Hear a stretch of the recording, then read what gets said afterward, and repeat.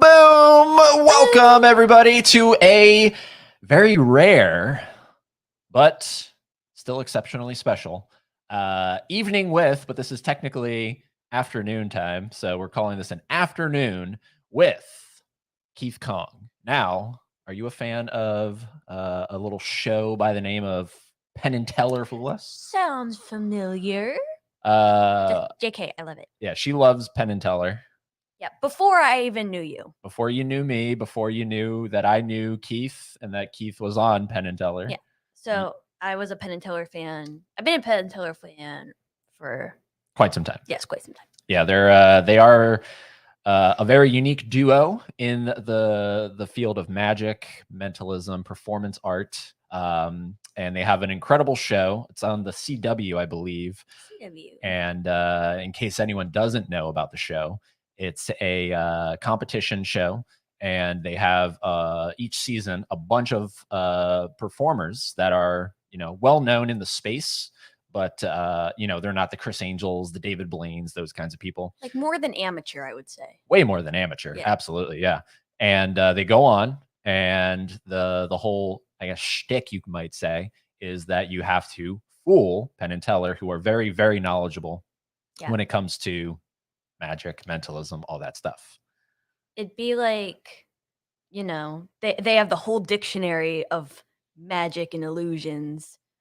What have you missed? Like, find something that you can miss. Yeah, it's a cool premise for a show. It's very entertaining. I'm sure everybody's seen at least 1 or 2 episodes. I mean, you don't have to know anything about magic to, like, I don't really know anything. Yeah, that's the best part about it. You get to see really cool performances, and then when they, they're very vague about their descriptions, and that's partly why, you know, they'll be very vague about, oh, we picked up on this. Like, does it have to do with, you know, this obscure word? And they're like, yeah. And the audience at home is going, huh? And so, like, right, does it? It's a great show, and Keith was on in season 7, and he, spoiler alert, he fooled them. Now, what was really cool about this is I want to say a few years back, at this point, he appeared on my podcast, and towards the end of it, it was really cool. He showed me the trophy. He showed me the FU that comes down from the ceiling. And it was really cool to be able to just see it, hold the touch FU. it, smell it. It smelled like Teller. I don't know what that means, but I don't think he'd be able to tell you. Yeah. So I've known Keith. I've known Keith for years. It's great to see that, he's still doing what he loves. And some of you might be wondering, aren't you guys like mostly a movie channel? Yes, we are. We are mostly a movie channel, but we're fans of something. We're fans of something. This does come back to television, right? So there is a direct route in this conversation to television. Okay, so but ultimately, yes, we are movie focused, but we're not fans of movies. We're fans of a lot of things. Yes, and I even though I don't do it anymore, at one point I was heavily into magic. That's how Keith and I met. So it's always something that I'll be passionate about, even if I'm not doing it actively. So I love talking about it, spreading the awareness of it, hopefully getting somebody maybe today. If you come across this live, and I see we have comments rolling in, we'll get to those. Or if you're watching after the fact, you never know. Somebody might watch this and go, wow, I want to I want to try that out. So that's what it's all about, keeping it alive, spreading the awareness. So the format for today is, of course, it's an evening with afternoon. We have predetermined questions. So we'll have those pop up. Anybody in the chat room, if you have questions, feel free to throw them in.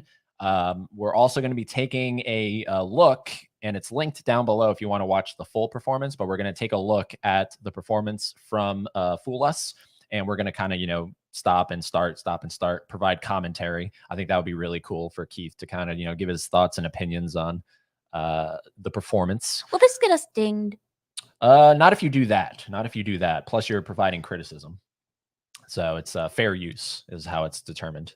But if you just let it play all the way through, you might get dinged. But if you're playing, stopping, talking, playing, stopping, you're good.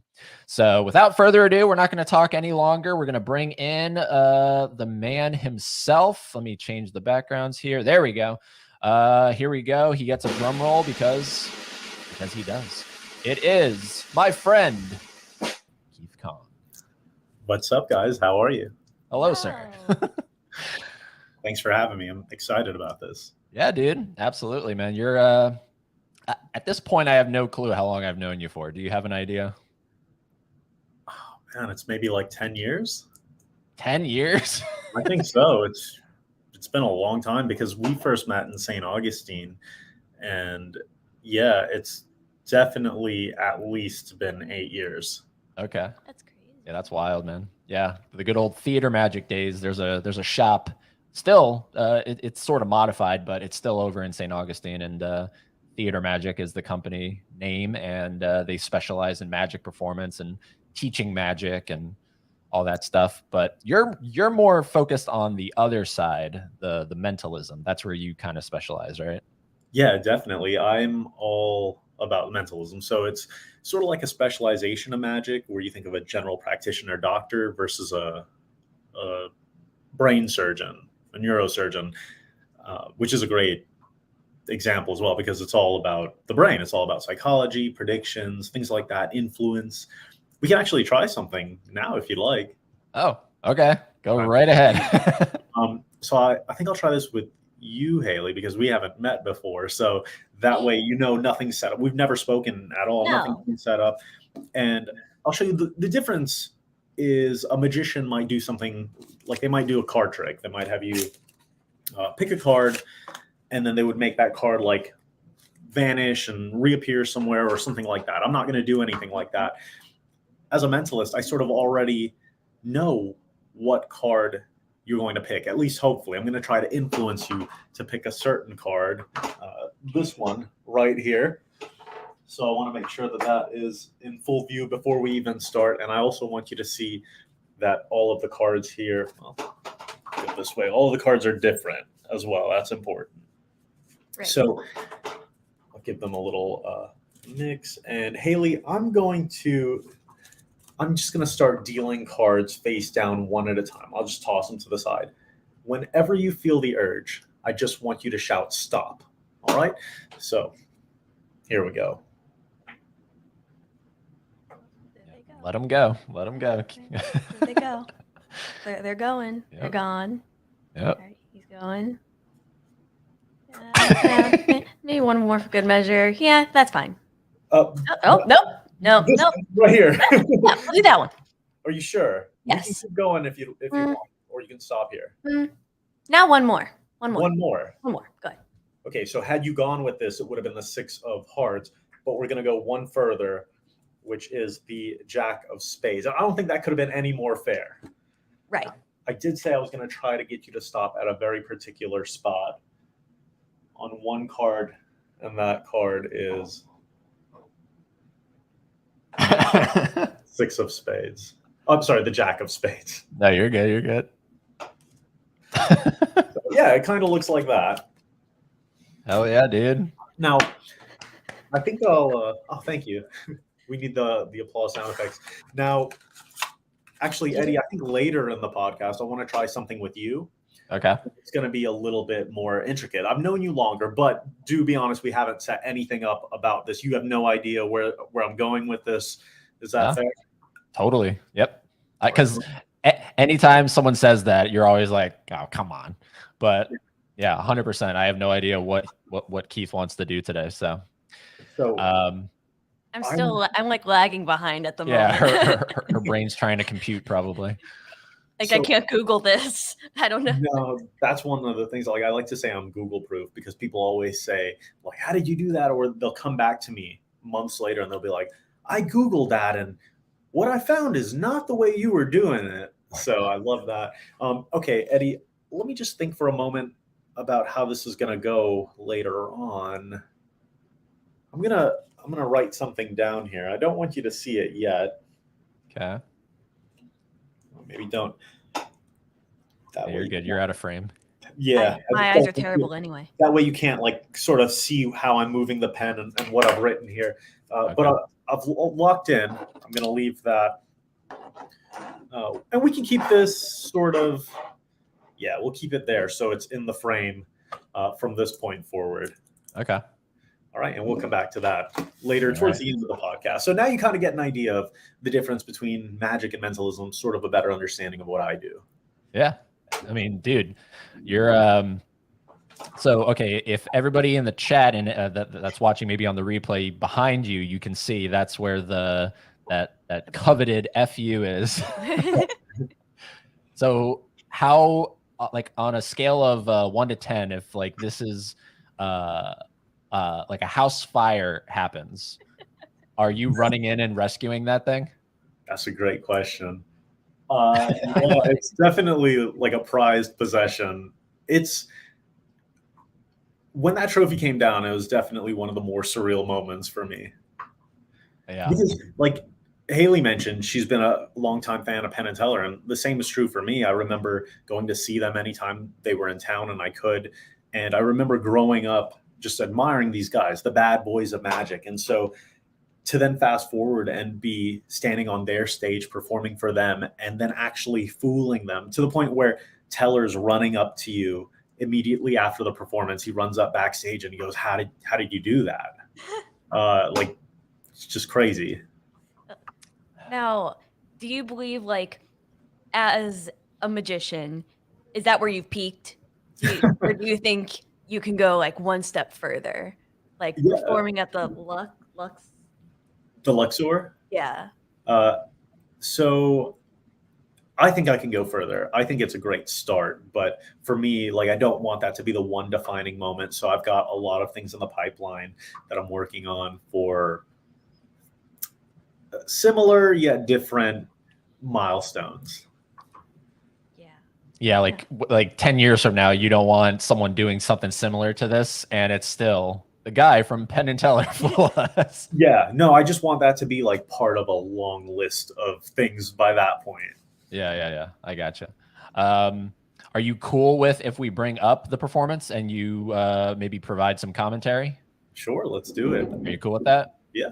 All right, sweet. And then we'll get into the chat room. We'll see who's joining us today. But this is, like I said, it's linked down below. So if you want to watch the entire thing, the intro, there's uninterrupted. Uninterrupted. There's a great intro to this where they, kind of hype you up. And we even talked about this on the podcast. I remember like the filming of it all and everything, them making you do this and stuff like that. So, but we're gonna skip that for this one. We're just gonna get right into the performance. So, let me make sure that you can see this. Yep. You see it? Looks okay. Good. Sweet. And let me just see if, we'll do that. That's better. All right, sweet. All right, so here we go. And then we'll, like I said, we'll kind of pause and just talk about, what was going on in your mind, what you were thinking, all that kind of stuff. So here we go.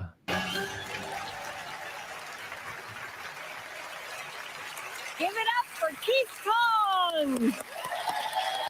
Okay, so immediately right out of the gate, I love the background here.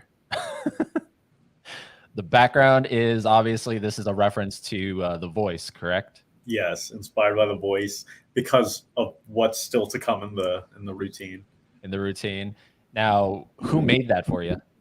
So that's the Fool Us design team. They have an incredible team there. Like, I've been on a few different shows since then, and even bigger shows that I can't really talk about too much, but the production team on Fool Us, they're incredible. Like, they're super thorough and they really have integrity to the whole concept. So for example, Penn and Teller really have no idea who's going to appear on that stage until the moment that they do. The producers keep it very secretive. And despite that, we still have rehearsal. And that's for a few reasons. We do a rehearsal in sort of a ballroom where you're just surrounded by producers. And that is so that they know, okay, you're going to be holding this, hold it at that angle so the camera can get a good shot. It's just director's notes. Then while you're doing the on-stage rehearsal, and again, Penn and Teller are nowhere to be seen during any of this, they're also checking that background. So they may have had an idea in mind, but it's not until you're on stage in wardrobe where they get to see, do these colors actually work with what the performer's wearing and the props on stage and things like that. So basically, it's not until my the only on-stage rehearsal, which is probably just a few hours before the taping of this, when they bring the audience and Penn and Teller in, it's not until that point where, as you're rehearsing, you can kind of see in your peripheral vision, they're playing with different backgrounds on the wall, and this is what they landed on. Oh, it's so cool, dude. Oh. I absolutely love it.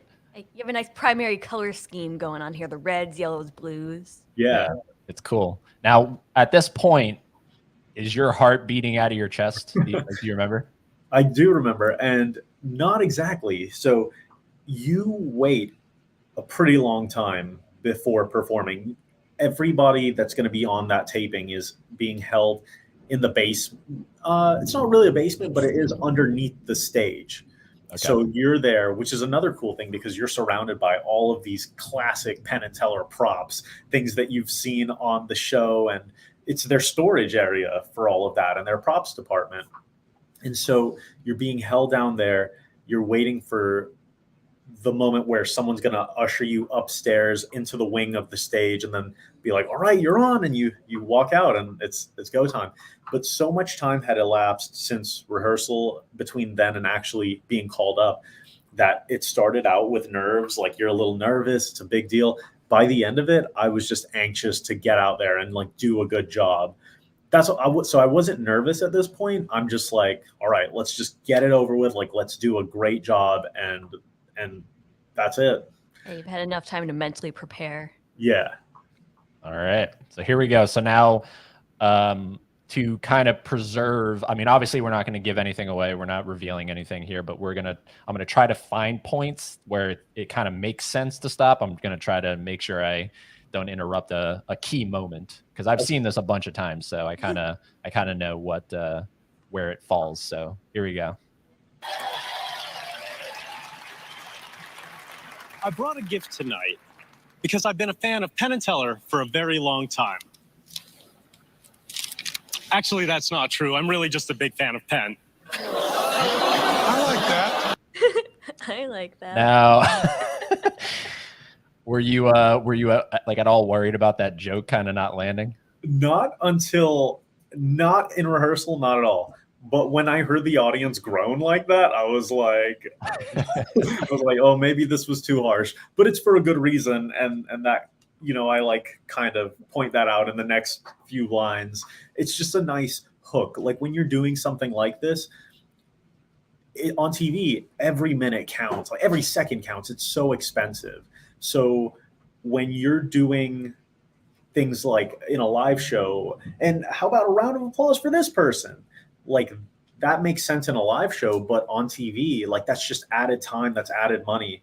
And so you need to be able to like get to the point as quickly as possible, but also capture attention. And for me, that was a way to capture attention instantly with the joke. But then it gets even more interesting in the next sentence that I'm about to say, because now there's a hook involved. So it's like, here's why you should, like, sort of, here's the premise, but here's why you should care about it.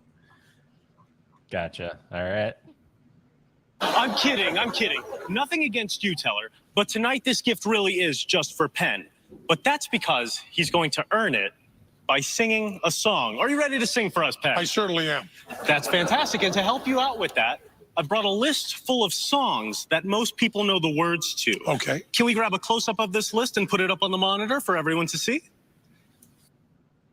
All right, so here are the top 15 sing-along songs. We'll give everyone a chance to look this over, because you were like, when it all ended, you were like, go back to that list. Like, I want to see the list.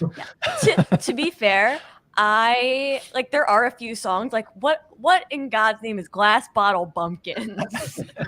Basically, another consideration with TV is, like you asked earlier about copyright with pausing and like just even reviewing this footage. Yeah, that was something that I had to consider, is all of the songs had to be either like Creative Commons or public domain.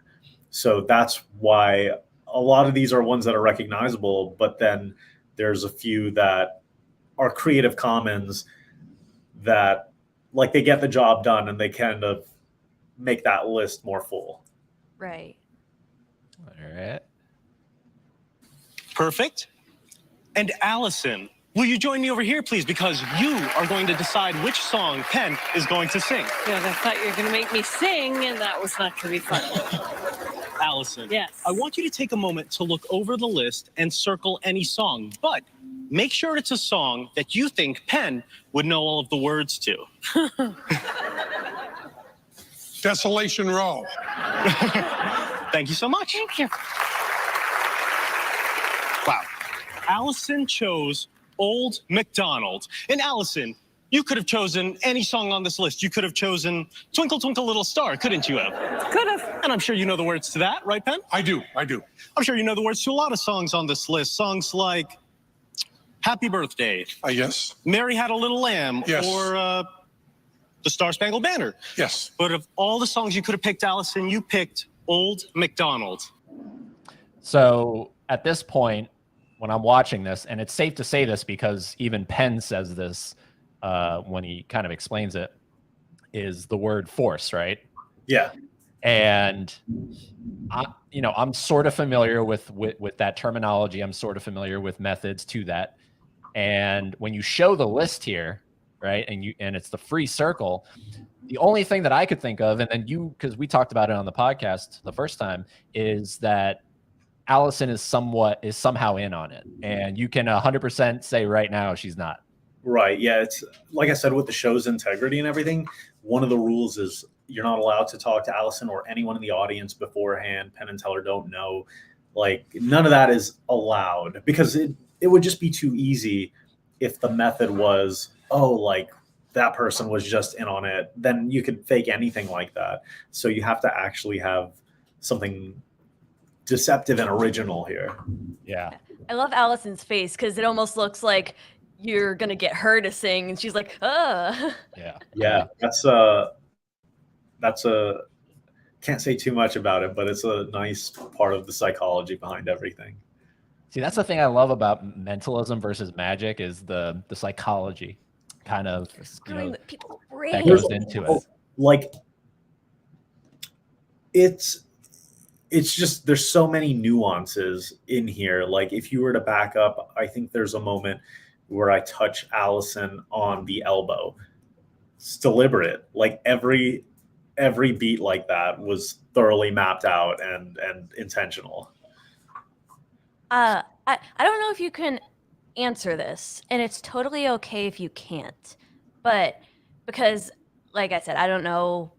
Like, I know, like, the some of the do's and don'ts when it comes to talking about, mentalism, magic. But again, you can stop me. Okay. But is there ever, I know there's things like force and manipulation, but is there ever like a tiny little nuanced fear in the back of your mind where it's like, what if this doesn't work? Like when you were up there, is this like, I don't know, like, just how fine your detailing is, and I'm sure it's immaculate, but when you were up there, is there this thing like, what if I just look like a bumbling fool? Like, I don't Yeah, know.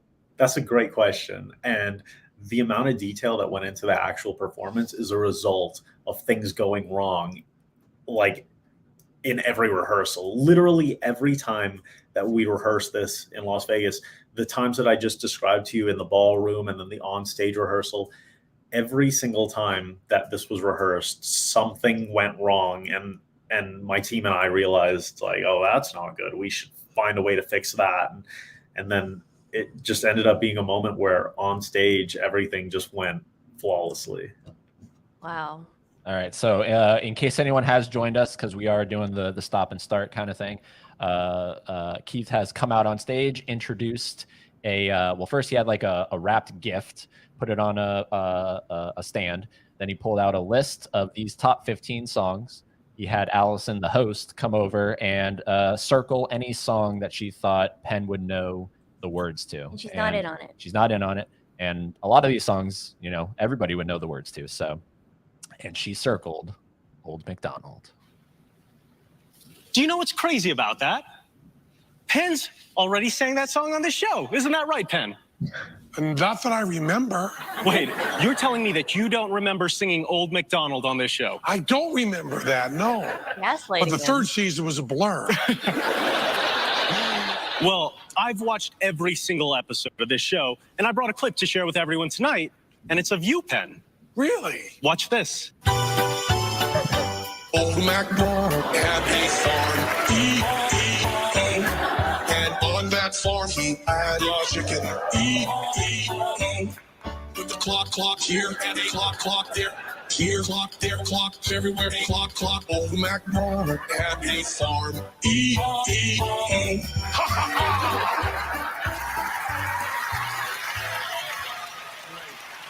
So right there is already, that's like cool, right? Mhm. Like that's, when I first watched this, I was like, wow, that's okay, cool, great.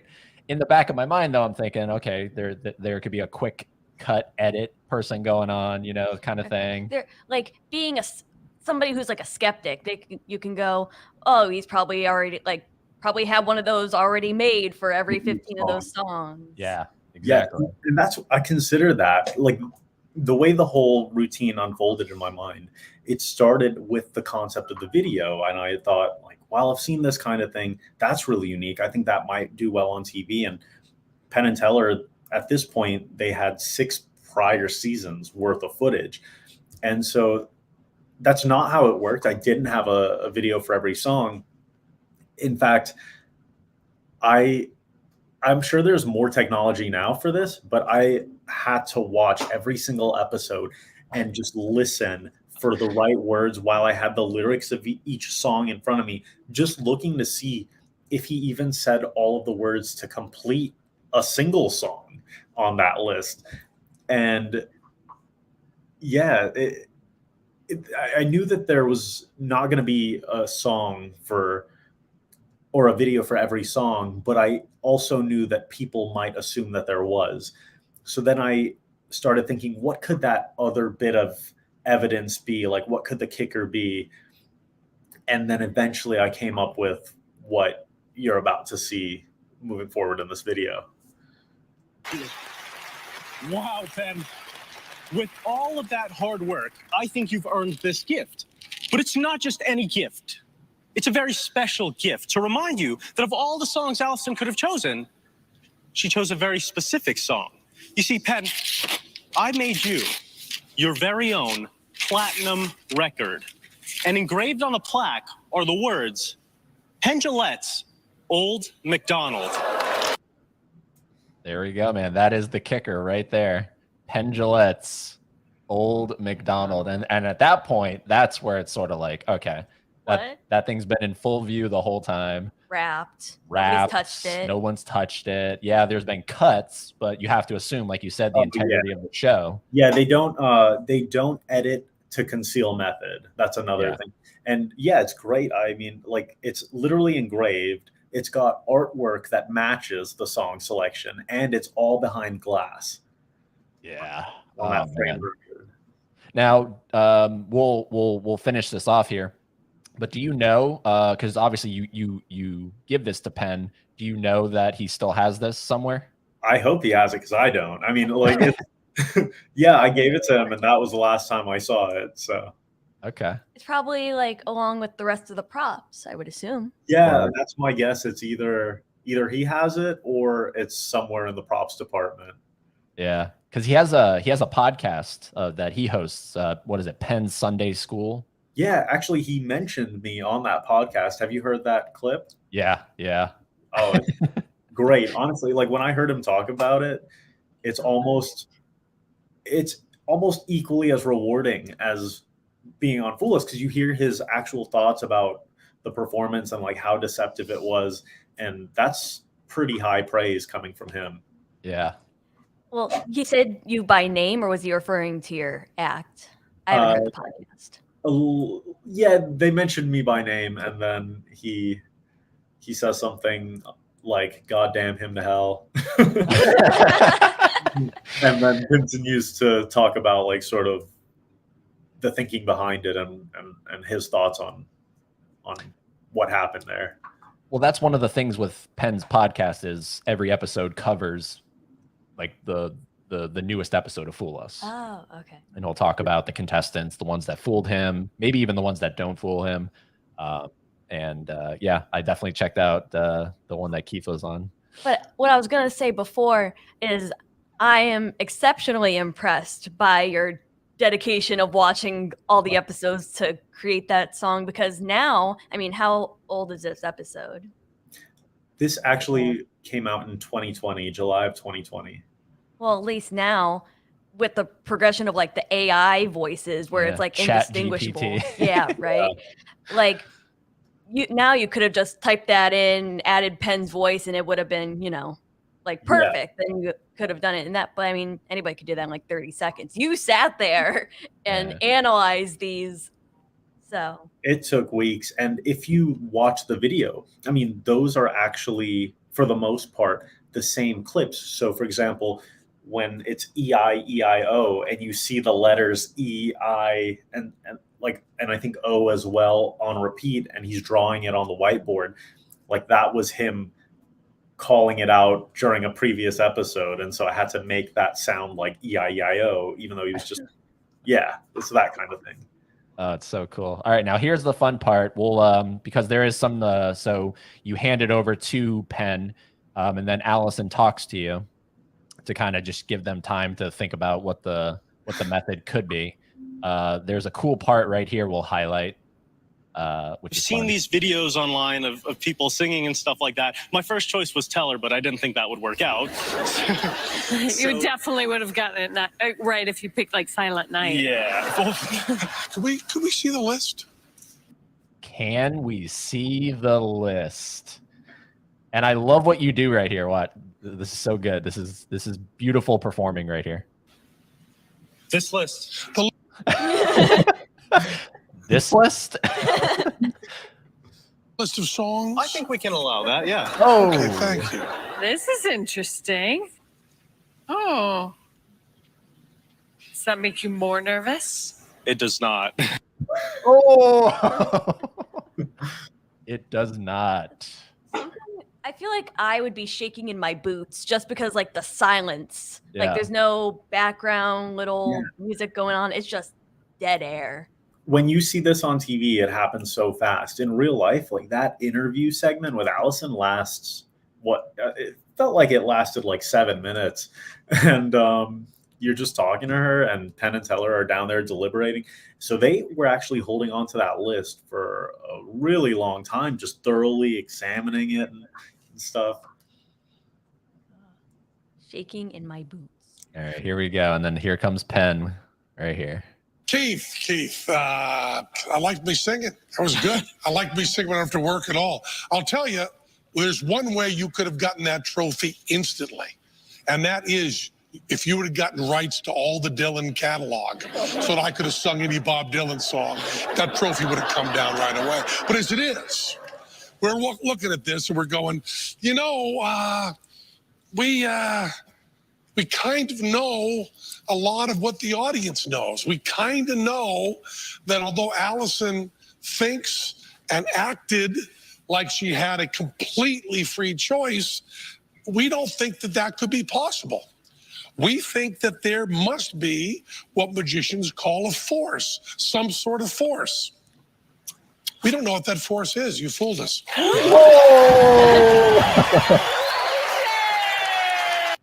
Like right there in the beginning where he was talking about like where he was getting into it before he said we don't know. Were you like, well, damn?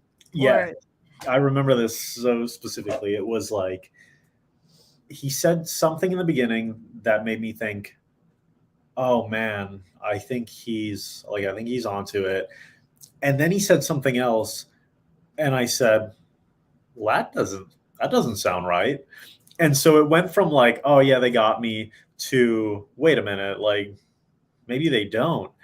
And I know from watching the show and being around, like obviously watching the previous 6 seasons and everything, I sort of understood that there's a format here where if Penn and Teller know what you did, like they're certain that you didn't fool them, then they'll usually just start speaking in code, and they'll be like, so we think that's how you did it. If they aren't sure, like if you definitely fooled them, then they'll tell you pretty much right away.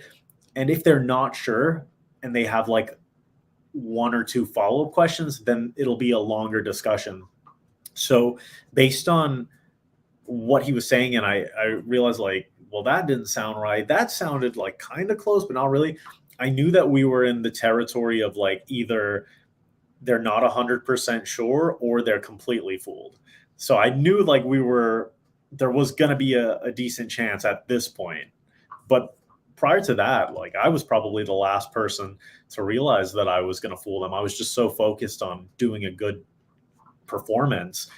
And when I think about it in hindsight, I'm like, yeah, of course that fooled them. Like it's so deceptive. The psychology behind everything, the layers to it. But yeah, I was surprised. Like it didn't really hit me until we're going to fast forward here in a second, and you'll see me walking off the stage. And it's the moment where I like just go like this, and I'm like, yes. Like that's when I finally realized like I should be celebrating right now. This is crazy. Here it comes.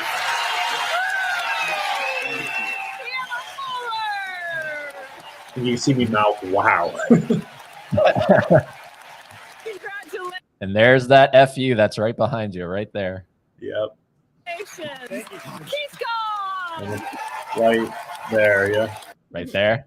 Yeah, that's when it's like, man, like, because the act is over now. It's like my job is done. I'm about to go backstage, and now I'm just back to being normal Keith, not on stage Keith, and it's like sinking in what just happened. So, all right. So there is the performance. Let me bring it up here. There we go. And back down. Okay. So since because what I told you and the brilliance about this performance, and I'm pretty sure I even said it during the podcast. I'll say it here on this one. I have zero interest in knowing how you did that. I want to go to my grave never knowing how you did that, ever. Like, because what I love about it is being in magic for as long as I was, you know that there's a lot of tomfoolery that goes into something like a force. You know that there's a lot of layers, and I know you said layers, but it's different because there's a lot of if you want somebody to pick something on purpose, there's a lot of stuff you might want to go around. You know what I mean? I do know what you mean, and like without tooting my own horn, I think that's one of the things that makes this great is I think the phrase you're looking for is visual compromise, right? Like there's always this weird sort of selection process, something that's like, why would you jump through all these hoops? If you want me to pick a card or something, like sort of like what we did earlier, it's like, look, I'm going to toss some cards, you say stop. And it's very straightforward. But when you see magicians like, okay, we're going to make 3 piles of this many, and we're going to count, like, and it's this weird process. And here, our methods were created out of necessity because we're 6 seasons in. There's not much that hasn't been done on the show already. And it's that led us to having to create something brand new, like a completely original method here. And I think that's it. Like, it's just, hey, here's a list of songs. Circle one. Oh, circle one. You circled that one. Can you confirm that? Yeah, I'll confirm. Oh, and you could have circled these? Yeah, I could have. And then it's like right here. And then, you know, they think it's a force because it's just so clean. It's hard to say too much about it because it's like, it's just created in such a way where the methods all cancel themselves out. So I might say something like, it's not a force. And then you'll say, oh, so like they could have chosen this and stuff. And I'll say like, yeah, but they were never going to. And then it's like, what do you mean? So yeah.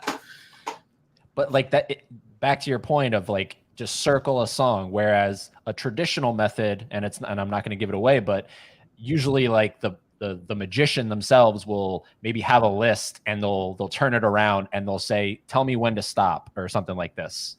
Yeah. Right. And right there, that's already, you're in control. And when you give Allison the pen and you give her the control, that's where you had me, where I'm like, I have no clue because you gave her the pen, you know? Yeah. So that's the brilliance about it, how direct it is. There's no tomfoolery going on. That's evident to the audience, or even somebody that has been in the magic fraternity, as it might be called, i.e. Penn and Teller. So, or Penn, yeah. And so and then we'll get into the questions in the chat. But the last thing I want to ask is, was it cut just like that, or was there something else that Penn said where they took it out, or was it, we know it's a force, we don't know what that force is? No, I think that's how it went. I'm pretty sure that's how it went. One thing that was weird, I mean, for a lot of people, it's a blur when you get up there and, you know, you're like, your mind's just racing and it's so much adrenaline. And then you get off stage and it's like, I don't remember any of that. I remembered it pretty well. One thing that I thought was weird, for some reason, I remember Penn like standing when he told me that that I fooled him. I think he was standing, but in the video you see him sitting when he says it, and so I don't know if that was like a false memory or if they just did if they swapped in another shot or something. But yeah, I just remember, I think he was standing from my memory when we did it in Vegas, and then when I saw it on TV, he was sitting. I think that's the only thing I noticed different. That's cool. That's cool. And I know exactly what you're talking about because I actually went to a taping of Deal or No Deal at Universal when they filmed it there for a season. And on TV, it's like an hour long or like maybe a half hour long show. And it just kind of boom, boom, boom, boom, boom. Yeah. That half hour episode took over an hour to film, where it's just constantly cut. All right, reposition, do all this. It's like, geez, like on TV, it's this, you know? Yeah. It's pretty wild. But I love it, man. I love it. That's such a good performance. It's You have a great stage presence, very charismatic. yeah, thank you. Absolutely.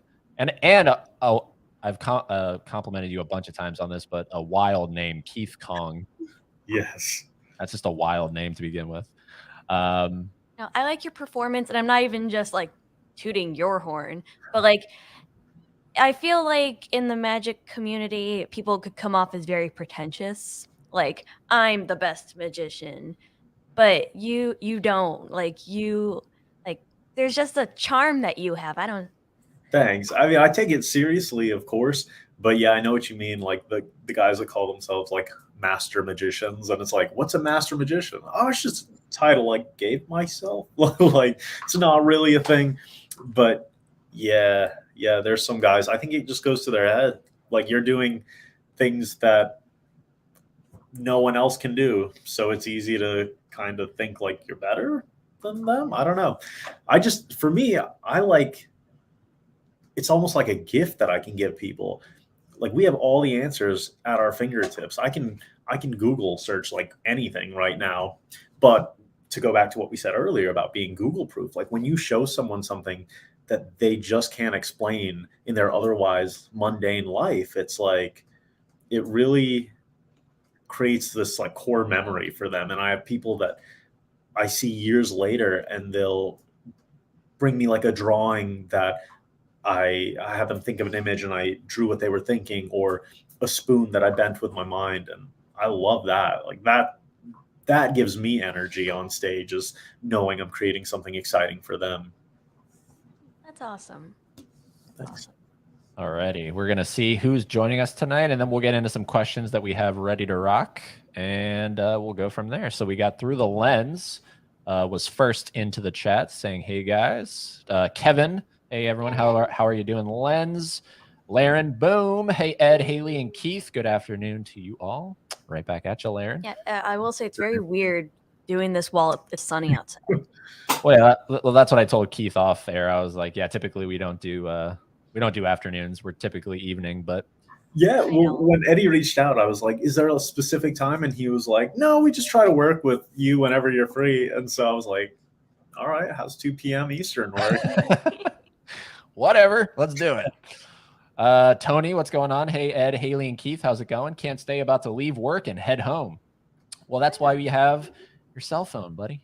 Don't tell him to be on it while he's driving. While you're driving, watching. Yeah. No, not everybody's you. Love watching magic acts, says Through the Lens. They are fun. They are fun. I haven't got the coordination for Magic. Going to watch Avatar: Way of Water soon. All right, Kevin. All right. I love Magic. And then Laren says, that was crazy, and now your floor is a mess. Yes, you're not wrong. It's just covered in playing cards right now. Judd. Hello, Judd. Thanks for being Hi. here. All right, here we go. Question. Did you ever think of going to America's Got Talent? That's a great question. It's complicated, the answer. Just Google Keith Kong America's Got Talent and see what comes up there, because there's a it'll probably lead to more questions than answers, but there was a thing where I was in LA and sort of filmed, and it's a long story, but yeah. Oh, okay. She's like, hold on.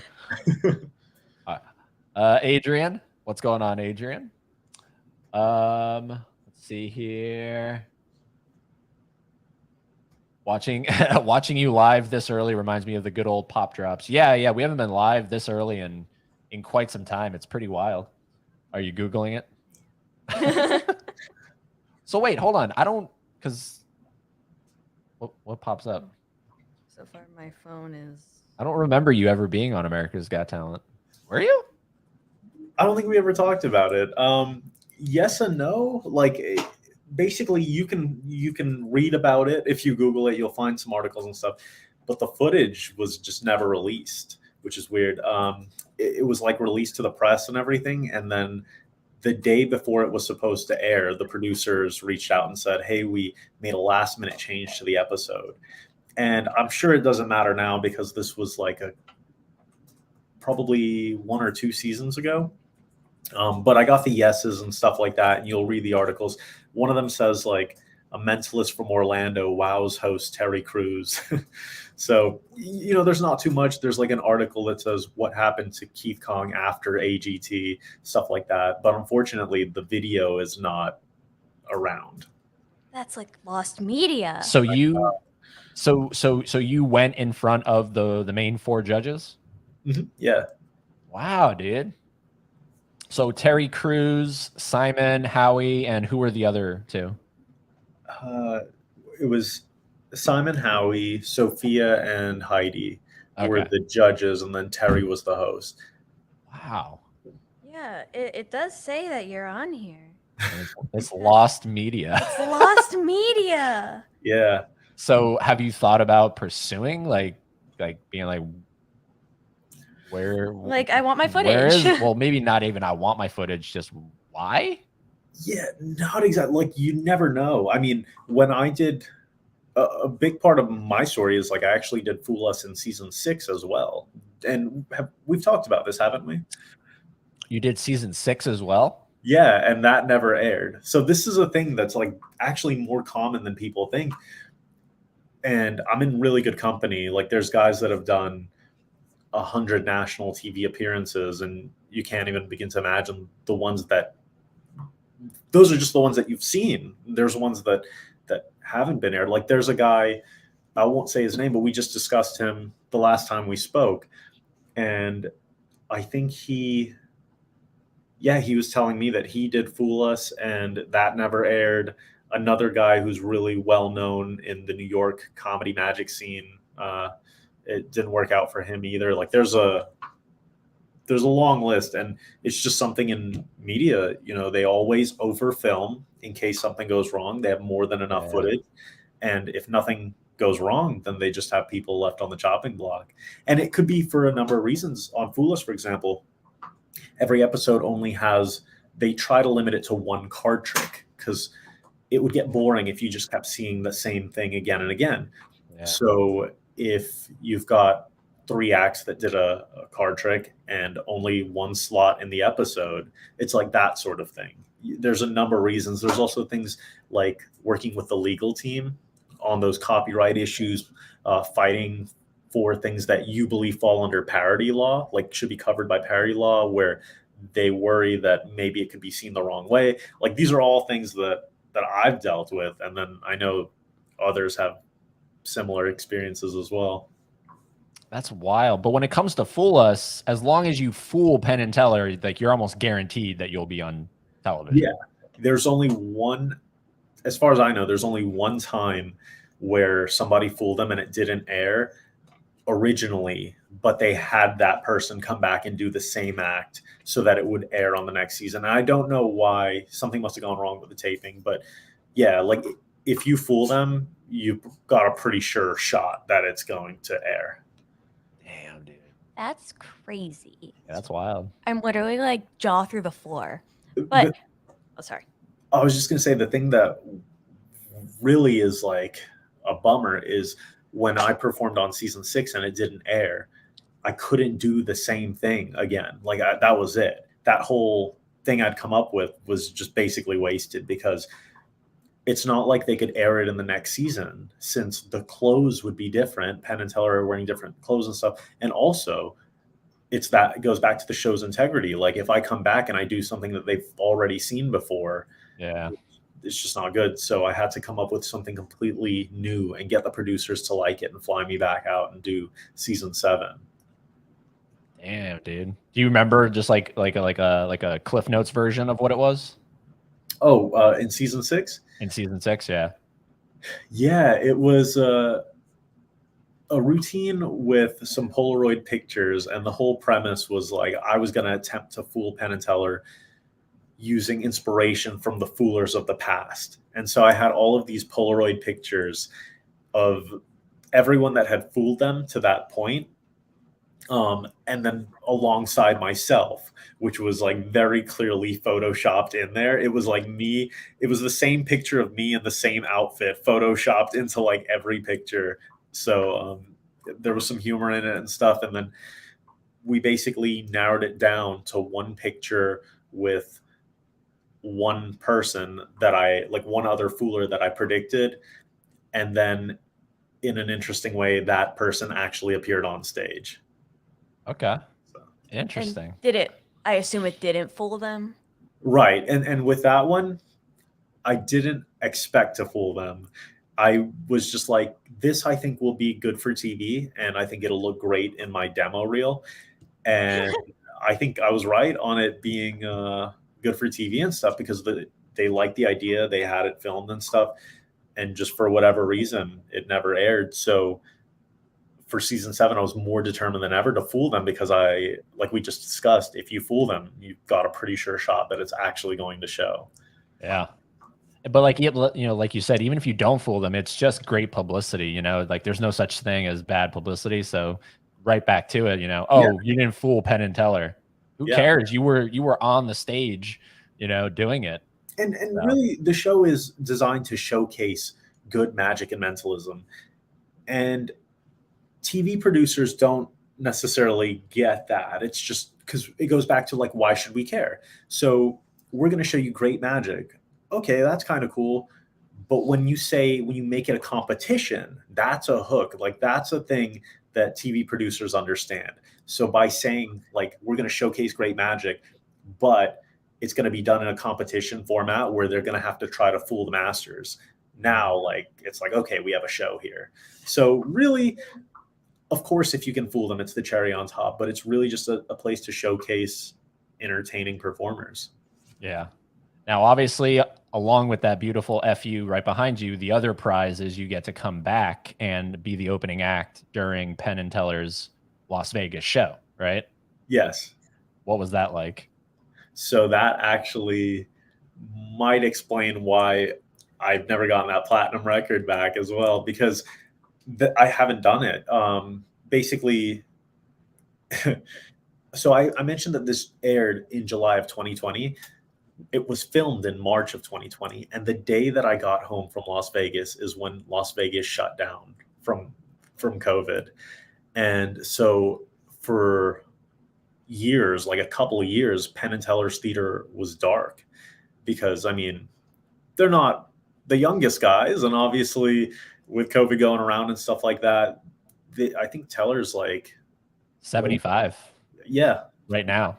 So they're kind of up there. And they didn't want to risk it, which makes sense. So, everything was dark for a while. Then they had to do more tapings of the show, which had gone like virtual for a while. Just a lot of complications, and it never really.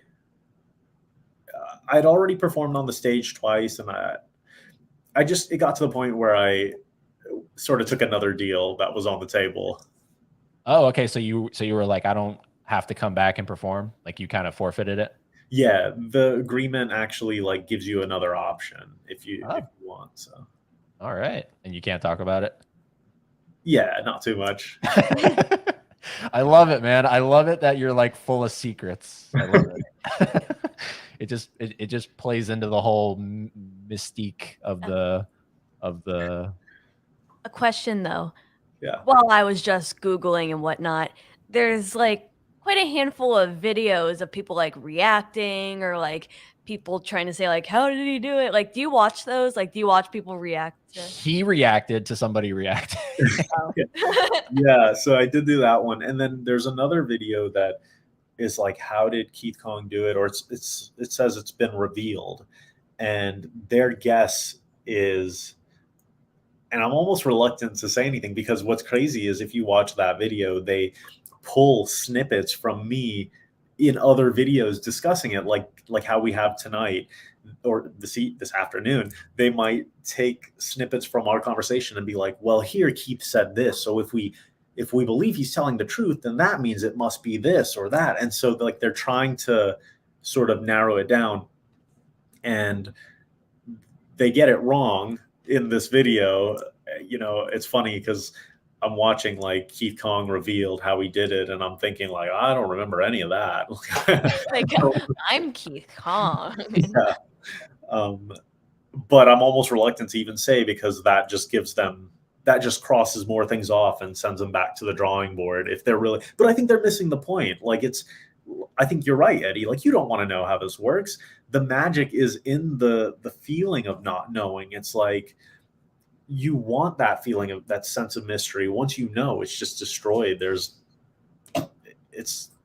You'll be, I mean, granted, the method is crazy. But even so, it's just like, no, on the episode, I talk about this phrase that I want to get tattooed. It's a Latin phrase, mundus vult decipi, and it translates to the world wants to be deceived.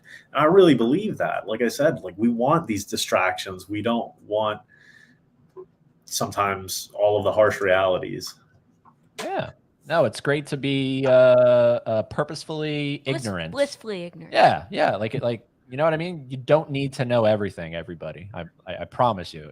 You can go to your grave and not know everything. And this is something like I said, you know, because we talk off air, we talk when we're just on the phone, and I theoretically could be like, hey, how'd you do it? And maybe you would tell me, maybe you wouldn't. I don't know. I don't ever want to put you in that position. So there's like 5 people on the planet that know about this.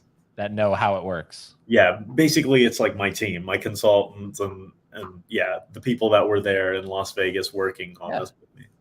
Oh, and Teller, right? Did you tell Teller? Penn and Teller now, yeah. So for anyone that doesn't know, the way that works is there's a judge on the show who's behind the scenes, and it's Michael Close, and he has to know the method for all of the acts that are on the show.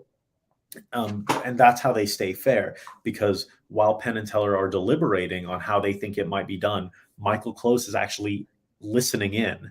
He's like hearing the conversation, and he'll be able to say like, okay, Eddie Haley, so you think it was a force? How do you think he forced it? Tell me about that. And he'll like really push to see, did you fool them or not? Because he knows. And so he'll be like, no, he fooled you. Or he'll be like, yeah, you guys got it. And so then once that decision's been made, the writers and Michael and Penn and Teller start figuring out like, okay, so we know how it's done. How are we going to explain it in a code that is good for the performer? Will definitely understand that we know what he did. The average listener won't, but the person, like the young kid that may be dabbling in magic and thinking about getting into it, maybe they'll also be able to pick up on an inkling of it that will encourage them to keep growing and stuff. Like, so it's a delicate balance when they talk in that code, and you can see the progression. Like if you look at season 1, it's very blunt. Like Penn almost in plain English calls methods out, and then as it progresses, he gets some really clever code words. Yeah, no, it's good. There was a show a long time ago. It's not on the air anymore. It was on Fox. It was called Magic's Biggest Secrets Finally Revealed, with the masked magician guy. Oh, I used to watch. You remember that? Yeah. Yeah. Oh man, that show, whew, that stirred some pots, I'll tell you. Oh, I watched it endlessly. Yeah. Oh man, but the magic community hated that show. Oh, I'm sure. But then the argument was at the end of the show when it ended. The masked magician pulled his mask off and was like, I want to progress magic, and these are all old secrets. We need to come up with new ones, kind of thing. So it was an interesting kind of, oh, okay, I guess that makes it all worthwhile, but no, actually that third judge, that's like piecing together a lot of puzzles in my brain, because I'm thinking in my head, like, what's keeping you from, like, if they guess something and then in your head you change your mind, like, no, actually that wasn't it. Like, what's stopping you from doing that? And that makes sense. Yeah. Like, you actually told somebody. Yeah, right. There's someone there to hold you accountable, and they have to know the method. And so that's the thing. Like, if you reach out to the producers, you say, hey, I have this idea, I think it'd be great on the show. If they agree that it sounds interesting, like it might make for good TV, then the next thing is, okay, now, like, and they are so good about this because they understand, like, this stuff's precious, and they're like, we respect magic, like, we do need the method to make sure that this is going to work and stuff. Because the other thing is, what if I said, like, I've got this idea, guys, list of songs, platinum record, and then they said, how does it work? And I said, I slip Allison a 50 in hair and makeup and tell her to play along, like, they'd be like, no, that's not allowed. So they do have to screen all of that beforehand. That's funny. Slipper of 50. Laren wants to know, have you ever been to the Magic Castle? Only during COVID when they were shut down, unfortunately. Yeah. Do you know about the Magic Castle? No. No. It's this place in Disney, the Magic Kingdom. No, I'm just kidding. It's I was like, wait, for real? no, it's in Hollywood, California, and it's this prestigious magic venue where it's pretty much invite only. Like, you've got to dress nice, like black tie, and it's not uncommon to run into celebrities there. Neil Patrick Harris was actually the president for a while. Many people don't know he's a magician. Yeah. So, which is weird when you stop and think, because Allison hosted, right? And she's from How I Met Your Mother. So why hasn't Neil Patrick Harris hosted the show? Wait a minute. I just, very odd connection that just appeared in my brain. But so I've been babysitting this little boy, and we've been watching Sesame Street, and there was an episode where Neil Patrick Harris is a guest star as a magician. Yeah. And I'm just like, oh, that's kind of neat that they, did Neil Patrick Harris as a guest star, and he's this goofy guy. But I didn't know that was like canon. Yep. Yeah. So on How I Met Your Mother, his character Barney also does magic from time to time, and as himself, I think he emceed an award show at some point where he does like a big prediction in the award show and some other magic in there. Yeah. It's just, this is bizarre that he hasn't hosted the show, because now it's, I think, Brooke Burke is the host. He just announced new host for season 10. Yeah, so I need like a nap after this stream. It's like, you comprehend. Sudeikis is also a magician, I believe. Who is? Jason Sudeikis. Jason Sudeikis. Okay. And I didn't know that one. I can't think of his name right now. The guy from Seinfeld, I believe. Oh yeah, Jason Alexander. Yes. Yeah. Woody Allen, the famous film director. He's big into magic. Steve Martin. Yep. Trevor Noah actually attended the College of Magic in South Africa. Did you know there's a College of Magic in South Africa? So I saw a question, and could we bring that back up? It was about, was it about psychokinesis, I think? It wasn't a question. It was, I don't want to know if Keith actually uses Ah. psychokinesis to bend the spoons. Yeah, Laren wants to preserve the integrity as well. All right, so we're gonna fire rapid some questions that we have predetermined here, and we're gonna pull up this one first because we are a movie channel predominantly. So this is the first question that I thought of immediately when we were planning this show. And in your opinion, what's the best movie about magic or mentalism? This is tough. You know, what's crazy is just yesterday, I got an email, and it was about like, hey, we're going to be making some articles and stuff like that, starting with this question: what is your favorite magic movie? And I hadn't decided, because like Now You See Me is great, The Prestige is great, but I don't know if I have my final answer yet. The Prestige is probably going to be the one. Yeah, let's go with that for now. Hell yeah, dude. Yeah, that's my personal favorite. Have you seen Burt Wonderstone? I have. It's just, by the way, if you ever get the chance to see Young and Strange, or if the show Champions of Magic ever comes to your area, they're featured in that. Oh, it's so good. And they have this act that's just like Burt Wonderstone. It's like, it's cheesy and everything, but the fact that they know this, they're in on the joke. It's just so good. The magic is strong. The characters are great. So yeah, Burt Wonderstone, it's funny, but I think Now You See Me or The Prestige are more for me. Yeah. Burt Wonderstone is more of it's just kind of goofy. It's more of a parody, if anything. Yeah. You got Jim Carrey doing his best Chris Angel. It's great. What about there's The Illusionist, Edward Norton? The Illusionist, yes. That's another one. It seems like because those came out in the same year, Prestige and Illusionist, and then I don't know if it was the same year, but Now You See Me and Burt Wonderstone, I think, might have been the same year. It seems like that happens a lot. Do you know what might be good? I don't know if you can get him as a guest, but Michael Weber, he consults on a lot of the magic for some of these movies. Like, I'm pretty sure he's the guy that, Lieutenant Dan from Forrest Gump. I think he's the guy that like came up with the illusion to make it so he didn't have legs, if I'm not mistaken. Things like that. I know he consulted on some of the magic effects in the Beetlejuice live play. Okay. So yeah, I know. I believe Now You See Me as well, but that might be a great guest for you to have on, because you can talk about the actual magic that goes into movies and pulling off some of these special effects. Yeah. All right, here is one that might be hard for you to answer, but we'll ask it anyway. Out of the two, who is the cooler one, Penn or Teller? Oh, that is tough. I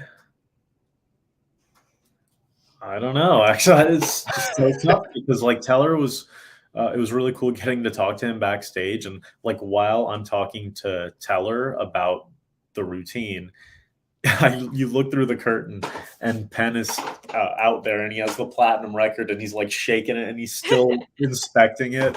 And then of course Penn had such nice things to say about me on Sunday school, aside from the goddamn him to hell bit. But yeah, I don't know if I could choose. They're a duo for a reason. Okay. All right. How was it to see Penn? Isn't he like 6'6" or something? Going. Yeah. I saw you like look up like in the video when he shook his hand. He's like hovering over you. Yeah, you're definitely more Teller, I guess, size, because when he came up to get the list, it was like this. That's the thing, is like Teller's not that short, in my opinion. It's just when anyone looks short standing next to Penn. Yeah. Just like, yep. Let's see here. We already got behind the BTS of getting on a show. Well, getting on the show. like how many layers? Like how did you get on the show? So this is a shout out to my friend and consultant Brent Braun with a company called the Magic Firm.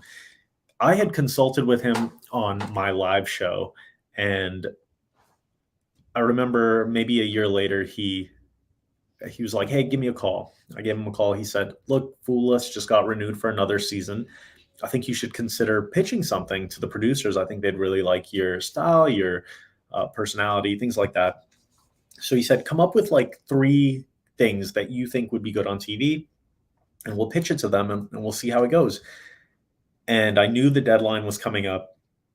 I started thinking, and I could only come up with one idea that I thought like really had potential.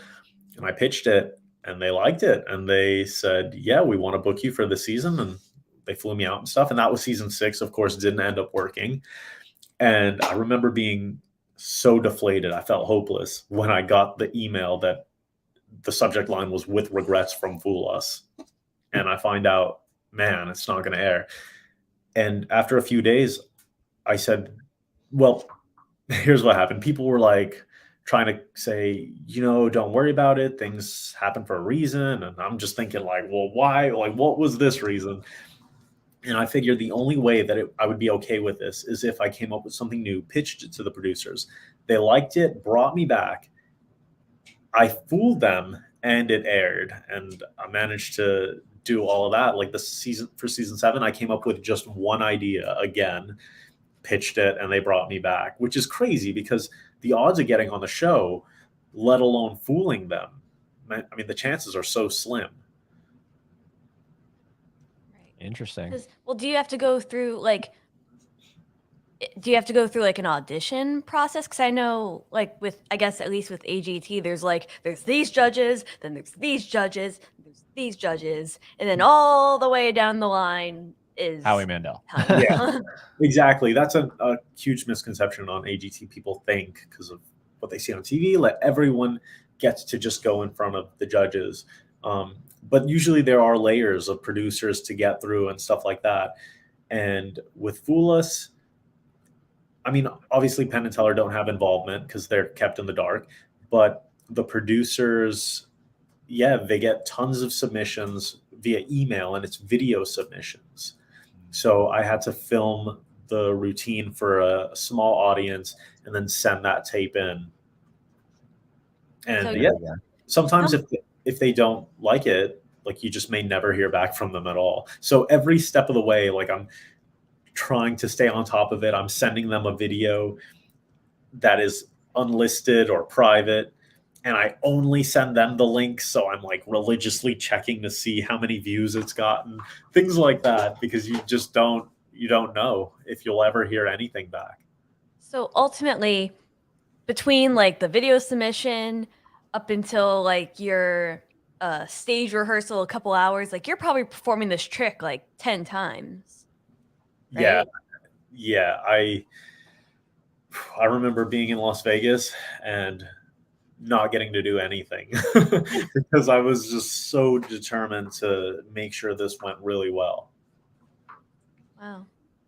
Interesting. Yep. It's wild. Stuff you don't see. Similar to the Penn and Teller question, here's another one that might be difficult to answer, but try. I don't think it's a Oh, this is interesting. I have an answer to this.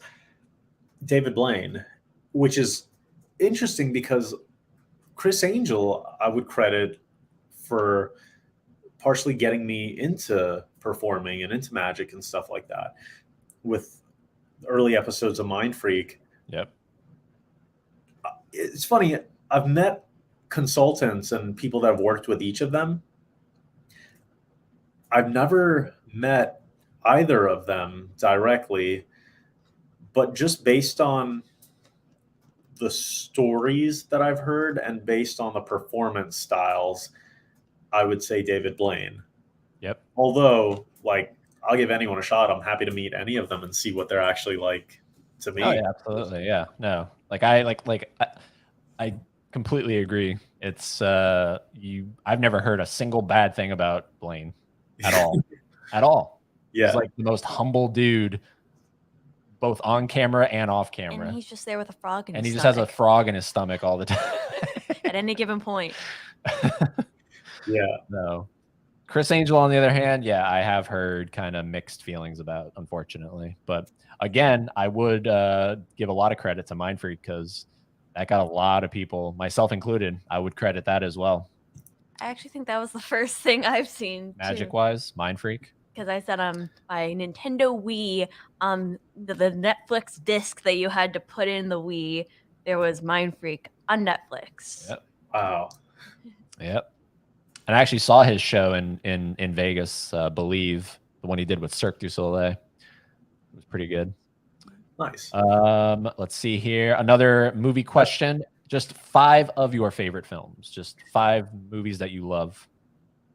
I've actually heard that Chris Angel's new show is like one of the best in Vegas, so I do want to see that. 5 favorite films. I think you and I share this. Terminator 2 is definitely one of them for me.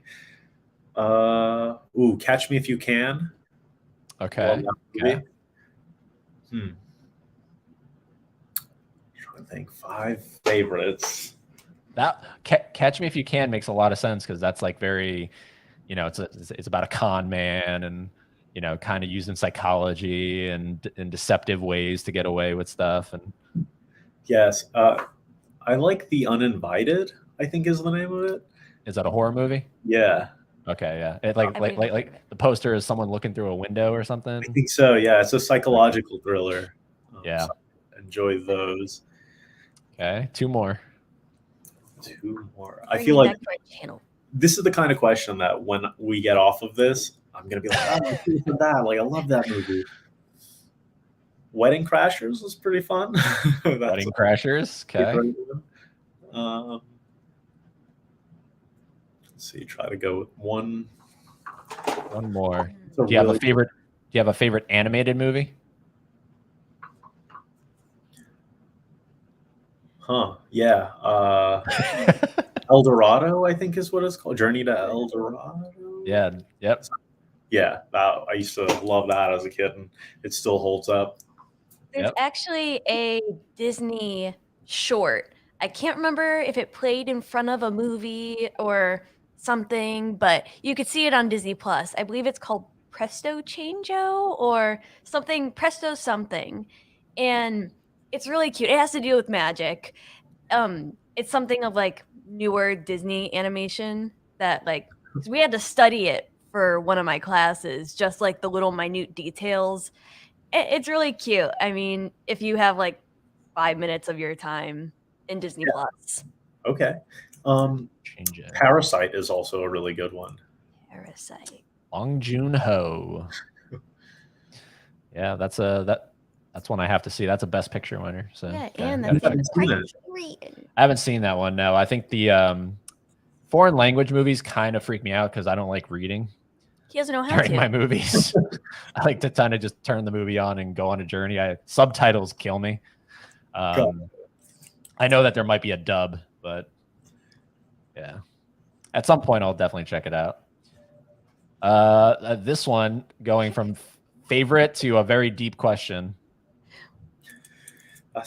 That is a very deep question. I'm not sure. I don't know that anyone can know for sure. And we have, so I don't know if you have an audio only version of this, but the question is what happens after we die?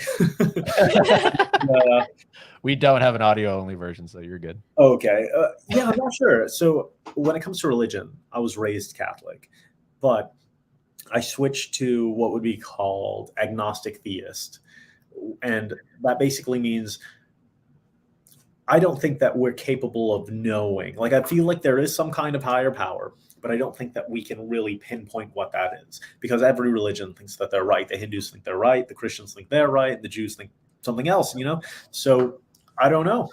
I think there's something, just not sure what to pinpoint. So, I mean, yeah, maybe there's heaven and hell and purgatory, maybe.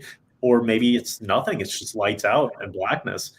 Ugh. Or maybe we're all in a simulation. There you go. Matrix. That's one of your favorite movies, right? The Matrix. Eddie, you're going to hate me. I've never seen The Matrix. Oh. Wow, dude. One of the best movies ever made. Yeah, it is on my list though. There's a lot of movies that I haven't seen. I guarantee you, I guarantee you would dig the crap out of The Matrix. Oh, so let's do this. You watch Parasite, I'll watch The Matrix, and we'll compare notes. All right. Deal. Yep, it's on video format as a handshake. All right, and the last one, you actually did something at the beginning, but I didn't know that we were gonna have a kind of beginning and an end kind of thing. But can you do something for us and the audience? Yeah, we can try something here. So I used you for this first part, Haley. So I'm going to switch to Eddie now. And Eddie, again, just for everyone at home, we have not set anything up or anything like that. But will you?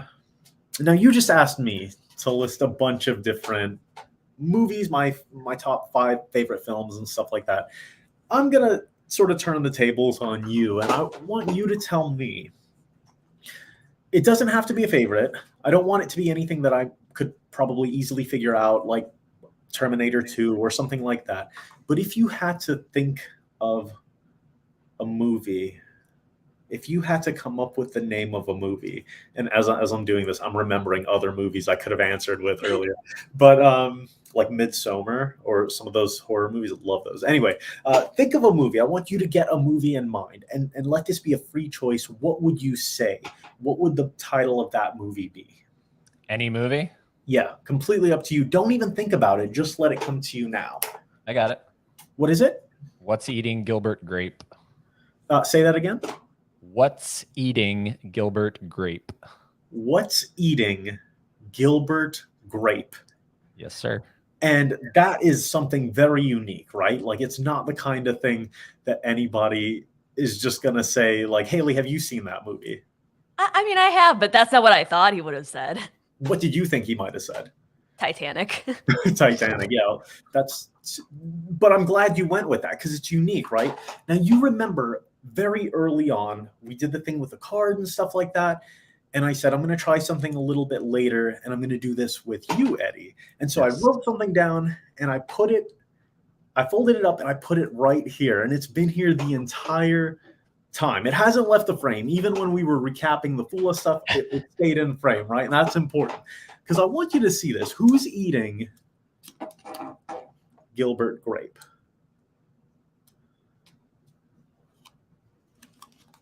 Oh, sorry. What's eating Gilbert Grape? Bam, right there. What's Eating Gilbert Grape? Watch the mic. Dude. Heck yeah, man. Thank you. Chat room. What did we think about that one? Movie related. I love it. What do you think about it? Oh, yeah. She's lost. And I can 100% say we did not. No, we didn't set anything up. We didn't discuss that. Yeah, 100%. You got anything? Or you're just going to stay there?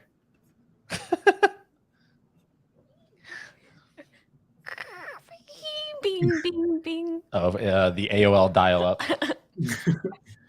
Yeah, dude, I love it, man. I love that stuff, dude. Thank you. You got anything? Great. Great. Great. Yeah, that's a good movie. Have you seen that one? What's Eating Gilbert Grape? No. Yeah, that's Johnny Depp and Leonardo DiCaprio. Nice. Let's see here. I want to know Keith's favorite horror movie. Is it The Uninvited? Oh, I love a good horror movie. I mean, there's some unique ones. What is it? Are you familiar with Midsommar? Yeah. What is the other one that had come out before that? It's like Hereditary. Yes, that was great. Yeah. Have you seen Mama?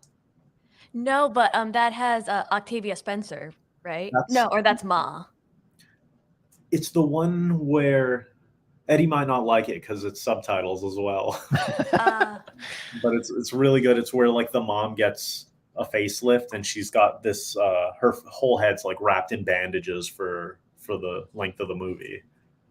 Oh my god. It's really good. I'm thinking of Ma, like just M-A. I think I've seen that as well, yeah. No, this one I like more of the psychological thrillers, and Eddie and I share this as well. I know he loves Universal Studios in Orlando, and one of the things I live for is Halloween Horror Nights and just that season, that time of year. So it's tough to choose a favorite, but as far as genre, like horror is probably going to be the main one for me. And then also, like, I love a good comedy. Yeah. Doesn't Mama have the poster with like the little girl on the arm, like she's like clinging on to somebody's arm? Pull it up. It's like a mom and two little boys, and then I just had a thought of another movie that was really good. Was it? It's this one you're thinking of, right, Keith? That's the one I'm thinking of. No, actually. Oh, well, that's Mama. No, it's like a foreign film. Or is it Good Night, Mommy? It may be. It may be that, actually. Do you have the poster for that? Yeah, pull that up. Good Night, Mommy. So my favorite movies are the ones I can't remember the names to. Oh. Yeah, it's this one. Naomi Watts. Right here. Right there? Yes. Yeah, it's called Good Night, Mommy. Mommy. Interesting. Ooh, noted. And then I think you blew Laren away here. I applaud you, sir. Oh, thank you, Laren. I won't ask you to read my mind through the computer, but I want to. Yeah, Laren's that dedicated guy here. Yeah, dude, I absolutely love it, man. You need to go for a walk. You need to go for a walk. Oh, hold on, let me fix this so we're in frame here. There we go. Dude, what's coming up? Like, what can you kind of hint at or give some? Because we talked about like that, like one of your big highlights in your career is Penn and Teller, but what's coming up in the pipeline? Yeah, so I'm doing a lot of corporate events and things like that. I've got some shows coming up. I'll be performing at a theater in New Albany, Indiana in September. Okay. Also, college in Virginia, things like that. I'm also working on a book, and I don't really have a title for it yet, but what you can expect is for it to give you